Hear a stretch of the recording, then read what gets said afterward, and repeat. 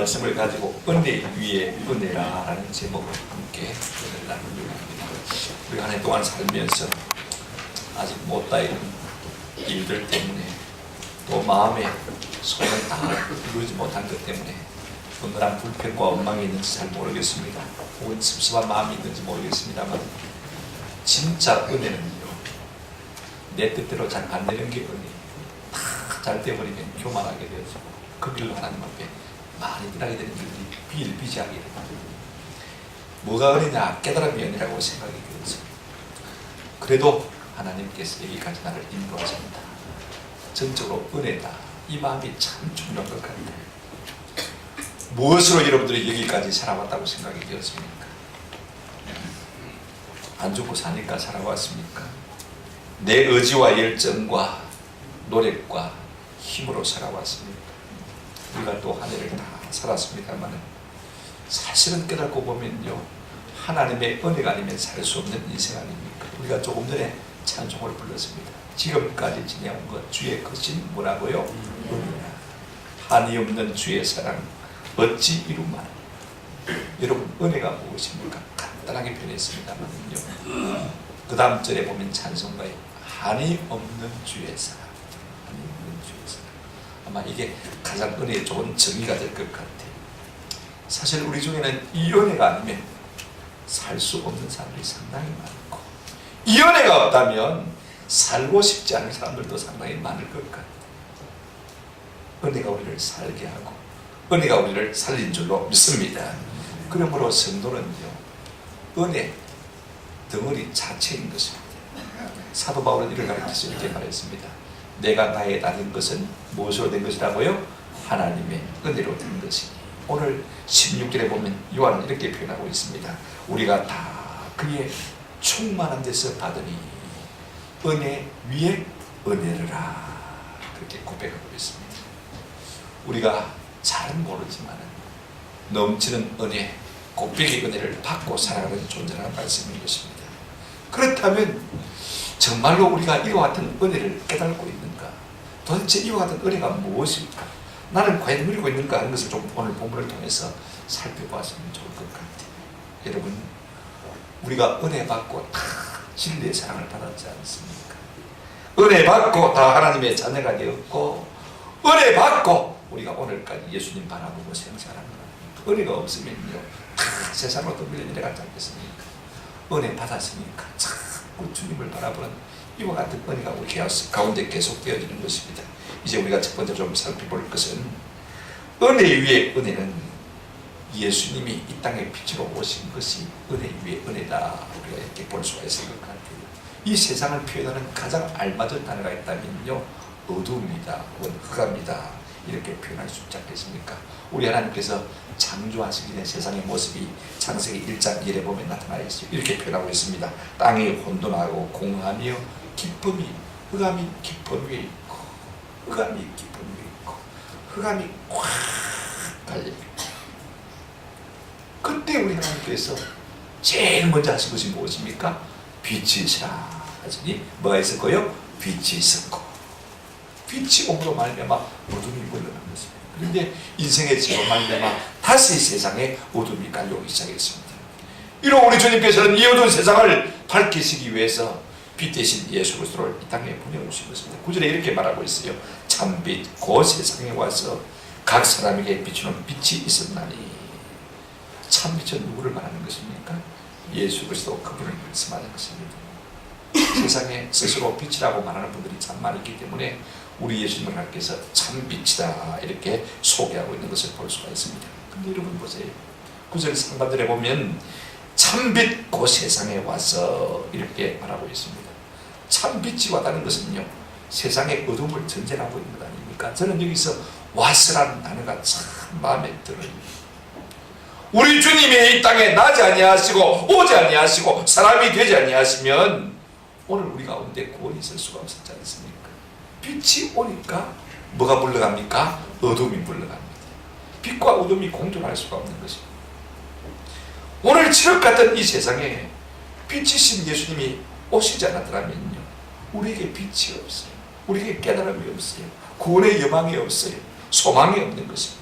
그분이 오셔서 우리의 어둠을 몰아내시고 나니까 비로소 우리의 구원자가 예수 그리스도이심을 깨닫게 되어지고 하나님 살아계심을 우리가 알게 되어진 것입니다.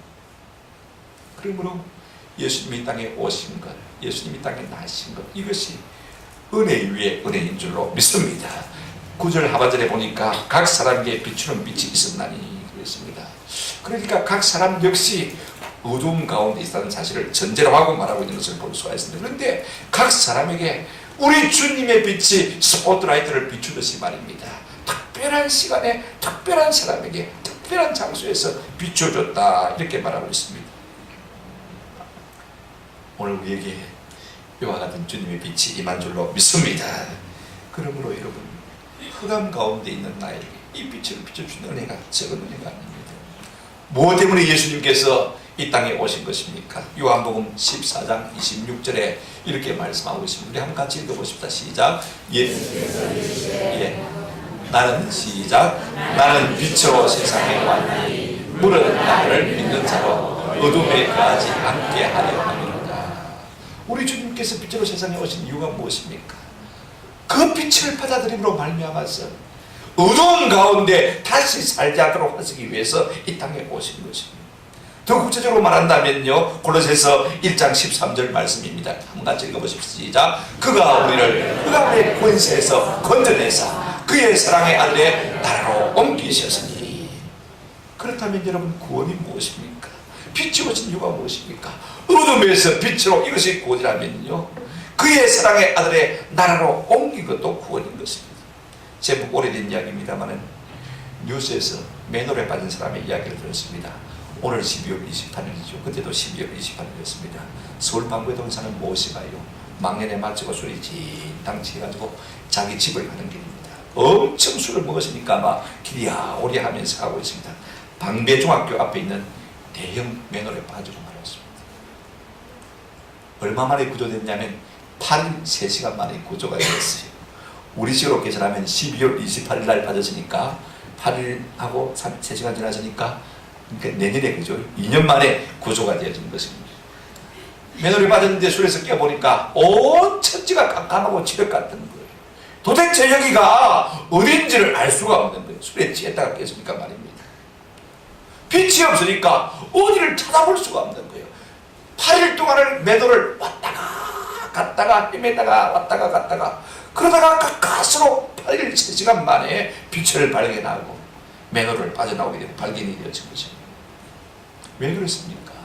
빛이 없었기 때문에 8일 동안을 꼭 밖에 갇혀 있었던 것입니다. 근데 그 아들이 하는 말이 더 걸작이더라고 보니까요. 우리 아버지는 담배를 피우시는 분인데 왜 하필이면 호주머니에 라이터 하나 없어가지고 그렇게 8일 동안 헤매었을까? 제가 무슨 얘기를 하려고 하는 것입니까? 그 빛이 생명이라는 것입니다. 빛이 소중하다는 것입니다. 우리 하나님의 아들이신 예수님이 이 땅에 빛으로 오시지 않았더라면 우리는 여전히 깜깜한 흑암 가운데서 사망 가운데서 있었을 것입니다. 4절에 보면 그 안에 생명이 있었으니 이 생명은 사람들의 빛이라 그랬습니다. 에베소서 5장 8절에 너희가 전에는 어두움이더니 이제는 주 안에서 무엇이라고요? 빛이라. 빛이 옴으로 말미암아 우리가 빛의 팔강체가 되는 것입니다. 그러므로 빛의 자녀들처럼 행하라, 그렇게 말씀하고 있습니다. 우리가 이 빛을 받고 빛이 되어졌고 이 빛을 받고 진리의 사랑을 받았고 이 빛을 받고 생명을 얻은 은혜를 누리게 된 줄로 믿습니다. 이것이 은혜의 위 첫 번째 은혜인 것입니다. 또 하나 우리가 본문을 통해서 살펴볼 수 있는 것이 무엇이냐면요, 은혜의 위의 은혜가 뭐냐. 은혜 중에 은혜는 우리가 예수를 믿어 하나님의 자녀가 되어진 것입니다. 예수님이 땅에 빛으로 오셨지만은요, 그를 믿어 자녀가 된 사람도 있지만은 믿지 않냐고 거부한 사람도 있는 것을 볼 수가 있습니다. 먼저 우리가 그 빛을 거부한 사람을 보실까요? 9절 10절에 보시면 10절 11절의 말씀은 그가 세상에 계셨으며 세상은 그로 말미암아 지음바 되었으되 세상이 그를 뭐 했고요? 알지 못했고 자기 땅에 오매 자기 백성이 영접하지 아니하였습니다. 도대체 지성을 동원해서 그분을 알아보려고도 하지 않냐, 의지를 동원해서 그분을 환영하고 영접하려고 하지 않냐, 무리됐다는 사실을 우리가 볼 수가 있습니다. 왜 그랬을까요? 눈 한번 번쩍 뜨면요, 온 세상이 광명천지인데 눈을 가리고 있는 것을 볼 수가 있습니다. 그 빛을 받아들이려고 하지 않는 사람들을 볼 수가 있어요. 여러분, 깨달음이 무엇입니까? 눈이 번쩍 뜨이는 것이 깨달음 아닙니까? 한 번 눈을 번쩍 뜨면 예수 그리스도 속에 있는 놀라운 진리와 생명을 우리가 맛볼 수가 있는데, 윌리엄 로우라는 유명한 우리 신앙의 선배는요, 이런 말을 했어요. 하나님의 분노를 사서 인간이 지옥에 떨어진 게 아니다. 눈을 감은 사람에게 태양빛이 닿을 수 없듯이 하나님으로부터 무한히 흘러나오는 빛에 대해서도 눈을 감음으로써 인간은 노여움과 어둠 속에 갇혀 있다. 빛이 없어서가 하나님의 저주 때문에 우리가 어둠에 있는 게 아니에요.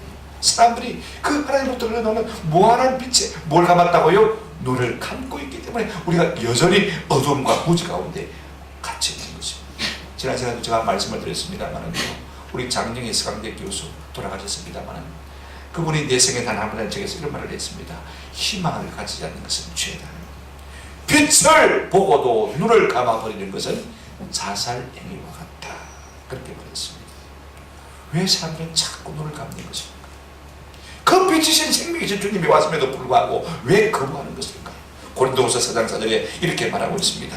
그 중에 이 세상의 신이 믿지 아니하는 자들의 마음을 마개하여요 혼미하게 하여 그리스도의 영광의 복음의 광채가 비치지 못하게 하니.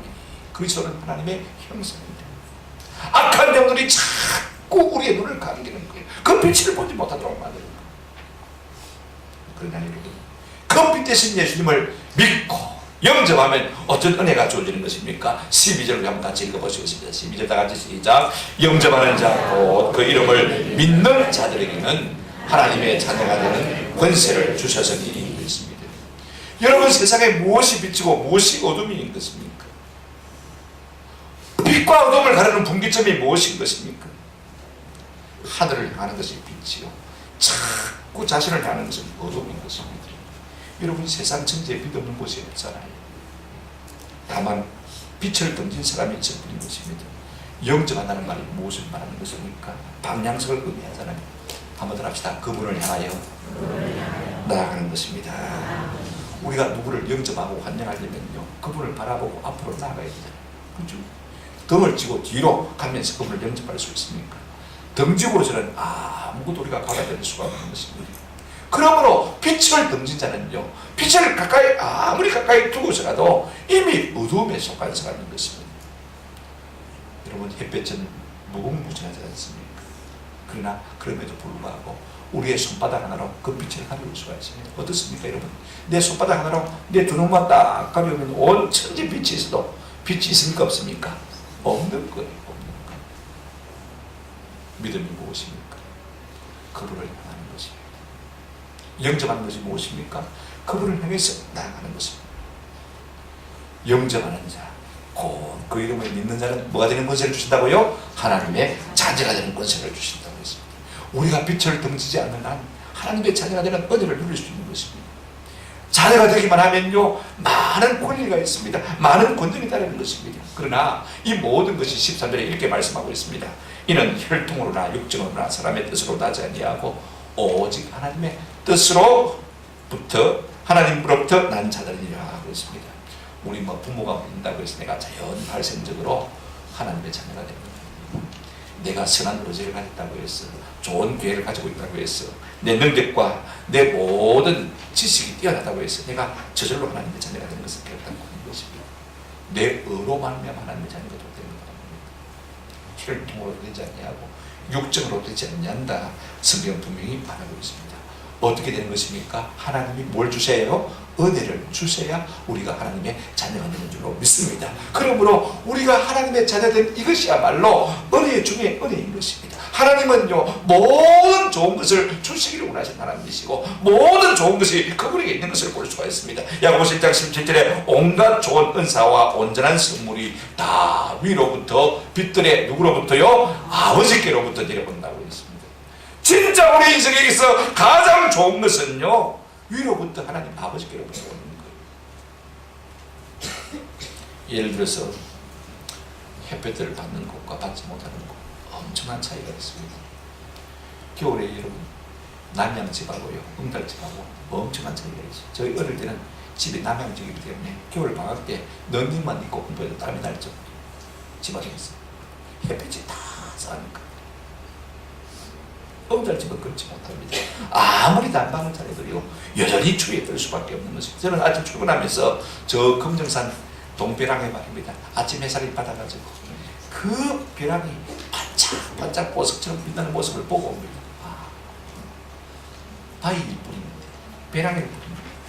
아침 햇살을 받으니까 보석처럼 얼마나 환하게 빛나는지 그걸 바라보는 마음이 얼마나 기쁜지 몰라요. 이처럼 우리가 하나님의 빛을 받을 때 참으로 영광스러운 보석 같은 존재가 될 줄로 믿습니다. 세계에서 가장 좋은 과일들이 저 미국의 캘리포니아에서 난다고 해요. 땅이 좋아서 좋은 과일이 나는 것입니까? 아닙니다. 원인은 딱 하나밖에 없어요. 일조량이 많게 햇빛을 많이. 저 전에 제 동서가 사과새를 가지고 제 주먹 2개만한 사람이 굉장히 커요. 그걸 가지고 설명하더라고요. 여기 붉은 부분은 햇빛을 잘 받아서 붉게 마른 겁니다. 그런데 설명하는 말이 뭐냐면 요즘 농주들도 사과를 붉게 만들기 위해서 사과가 붉어지는 약을 준대. 약을 준대. 그러니까 전체 사과가 붉으면 그건 좋은 사과다 안 좋은 사과다? 안 좋은 사과다. 왜냐하면 약을 먹여서 빨갛게 만듭니다. 진짜 자연 그대로 두면요 햇볕 받은 부분은 어떻습니까? 빨갛지만 그것보다 부분은 파랗습니다. 이게 얼룩진 부분인데 이건 나무 잎사귀, 사과 잎사귀가 가려지기 때문에 그렇다. 그렇습니다. 여러분 좋은 햇볕이 좋은 과일을 만드는 것을 볼 수가 있습니다. 이처럼 우리 영혼도요 주의 빛을 받으면 건강한 영혼이 될 줄로 믿습니다. 내 영혼의 햇빛 비치니 주영광 찬양. 이 세상의 어떤 빛보다 이 빛 더 빛나니 주의 영광 빛난 광재 내게 비춰주시옵소서. 그 밝은 얼굴 배울 때 나의 영혼이 우리 주님의 광채가 우리 심령 속에 비춰올 때 이와 같은 기쁨이 우리 가운데 충만하게 될 줄로 믿습니다. 이 하나님의 은혜의 빛이 비춰오면요 우리가 뭐가 됩니까? 하나님의 자녀가 되십니다. 자녀가 되면 뭐가 달라질까? 여러분 장군이 되면요 대령에서 장군이 되면 30가지가 달라진다고 조선일보에 보니까 나와 있더라고요. 복장부터 달라집니다. 이 쑥색 복장에서 아주 검은 전복이 탁 나오게 되고요. 모자도 검태가 둘러지는 것을 볼 수가 있습니다. 아주 군화도요 아주 좋은 단어로 만들어집니다. 38국인 권총도 차게 되어 있습니다. 단분비도 나오게 되어지고요. 여러분 장군들 이발소, 목욕탕, 식당 다 따로 있습니다. 많은 것이 달라지는 것을 볼 수가 있습니다. 특별히요 가는 곳마다 별판이 날아다닙니다. 집무실에도 별판이 달리고 부대 건물 박사에도 별판이 달리고 얼마나 좋은지 모릅니다. 우리가 하나님의 자녀가 되어지면 어떤 변화가 있을까? 하나만 제가 말씀드리려고 합니다. 갈라디아서 4장 6절입니다.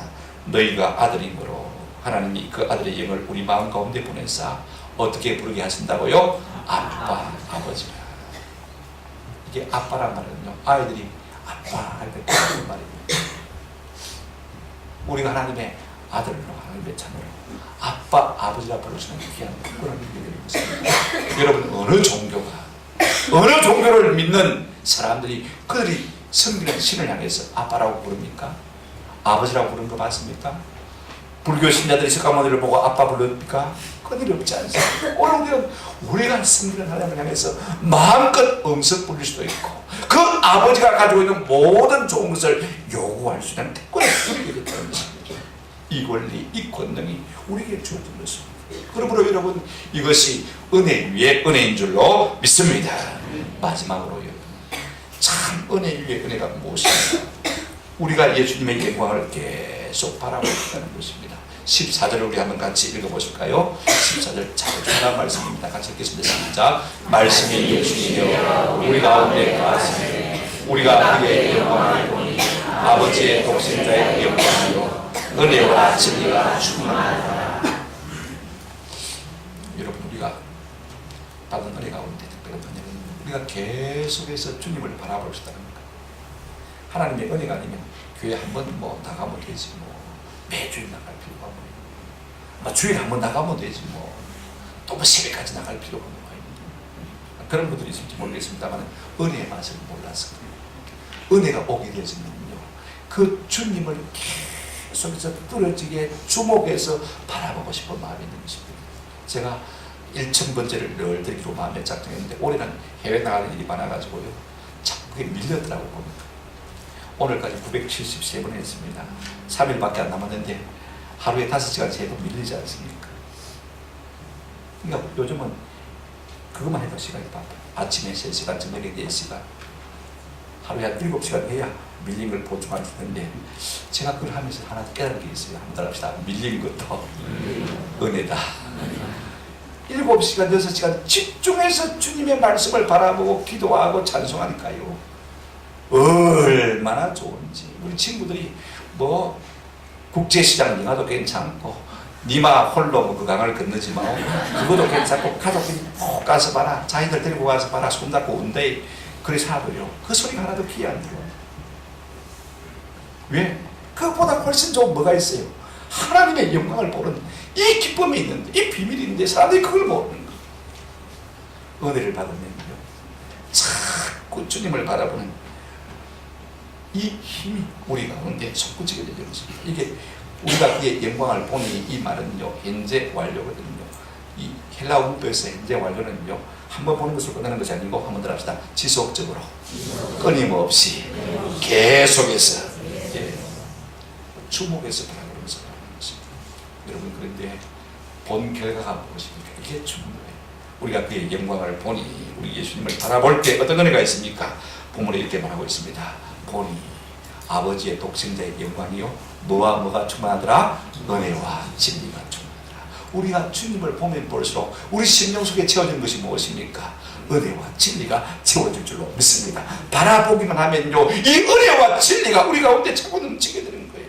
저는 이 본다는 말이 참 중요하다고 생각합니다. 제가 좋아하는 고린도서 13장 3장 18절 말씀입니다. 우리가 다 수건을 벗은 얼굴로 거울을 보는 것 같이 주의 영광을 보매, 우리가 주의 영광을 볼 때 그와 같은 형상으로 뭐하여요? 변화하여 영광에서 영광에 이르니 있습니다.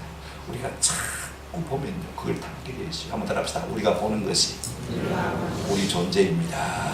사람들은 뭘 보느냐에 따라서 그 사람의 존재가 결정되게 되는 것입니다.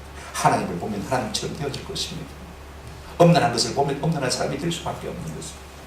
날마다 우리가 주의 영광을 보므로 말미암아 우리 속에 은혜와 진리가 넘치게 되어지고 주의 영광의 모습으로 변화해지는 이와 같은 은혜야말로 은혜 중에 은혜인 줄로 믿습니다.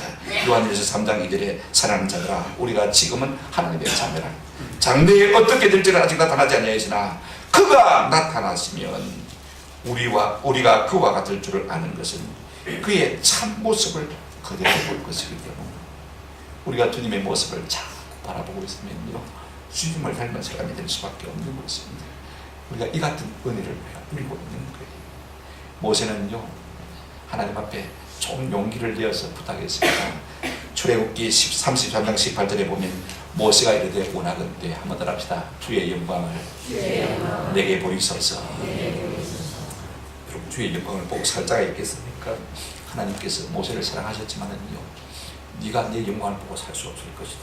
그래서 하나님께서 우묵한 바위 속에 그를 두시고 살짝 손으로 덮으셨습니다. 내가 내 앞은 보지 못하고 내 뒤만 볼 것이라. 보여준 것입니까? 안 보여준 것입니까? 보일락 말락 어중간하게 보여준 거예요. 근데 오늘 우리는 독생하신 아들 예수 그리스도를 통해서 누구를 봅니까? 하나님을 보고 있는 거예요. 은혜를 누린 거예요. 근데 이 영광을 얼핏 본 모세가요, 산에서 내려올 때 어떤 모습을 갖췄는지 압니까? 출애굽기 34장 29절에 보게 되시면 이렇게 말하고 있죠. 제 끝부분에 보면요, 자기가 여호와와 말하였으므로 말미암아 얼굴 피부에 뭐가 났다고요? 광채가 났습니다. 잠시 하나님과 만나서 말씀을 나누어도 그 피부에 뭐가 났습니까? 광채가 났습니다. 하나님의 영광이 그 얼굴 속에 스며진 거예요. 여러분, 스데반 집사 보세요. 우리가 사도행전 6장 다 읽을 수가 없고 8절 15절 2절만 연결해서 보겠습니다. 스데반이 은혜와 권능이 충만했어요.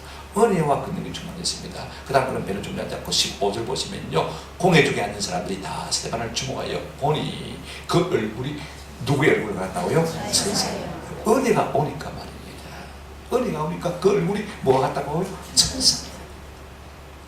우리가 주님을 끊임없이 바라볼 때 우리의 모습이 주님의 영광의 형상으로 화하는 은혜를 누리게 될 줄로 믿습니다. 우리가 주님의 영광을 볼 때 어떤 은혜를 받습니까? 16절에 한번 다 같이 보겠습니다. 16절 다 같이 시작. 우리가 다 그의 충만하셔서 은혜 위에 은혜라 우리 예수님의 이름의 별명이 뭐냐면 충만입니다. 우리 하나님의 별명도 모든 은혜 하나님입니다. 베드로전서 5장 10절에 보면 다시 말하면 모든 좋은 것이 그 속에 가득한 분이 누구시라고요? 예수 그리스도. 성경에 보니까 골로새서 1장 19절에 아버지께서는 모든 충만으로 예수 안에 거하게 하시고, 우리 하나님께서는 예수님 속에 모든 좋은 것을 충만하게 가득 치고 놓으십니다. 그 안에 신성이 충만하고, 그 안에 생명이 충만하고, 그 안에 평안이 충만하고, 그 안에 기쁨이 충만하고, 성령이 충만하고, 권세와 능력과 지혜가 충만하고, 우리 주님 안에 모든 좋은 것이 충만 차고 넘치는 것입니다. 여러분, 세상에 어디에도요 충만한 것은 없습니다. 폰에 쓰면 있습니까? 없습니까? 없잖아요. 우리가 아무리 카드가 무한정하라지만요 한도가 다 있지 않습니까? 다 쓰면 끝나버리니까. 그러나 하나님의 충만하시면 다함이 없는 것을 볼 수가 있습니다. 끝이 없고 고갈이 없어요. 여러분, 충만은요 도무지 감출 수가 없습니다. 뱃살로 충만하면 아무리 감춘다고 감춰줍니까? 감기로 충만하면 감기가 감춰줍니까? 아니잖아요. 무엇인지 사랑이 충만하면 그 사랑이 흘러 넘칠 수밖에 없는 거예요. 충만하면 흐르게 있고 넘치게 있습니다.